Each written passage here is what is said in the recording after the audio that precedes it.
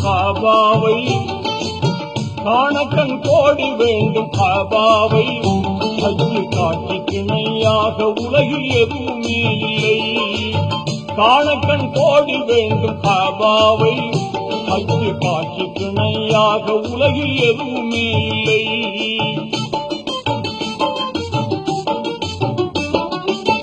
தீனோர்கள் கூடும் இடம் திருநபிகள் பிறந்த இடம் தீனோர்கள் கூடும் இடம் திருநபிகள் பிறந்த இடம் வானோர்கள் வாழ்க்கை நிற்கும் வல்லோனின் புனித இடம்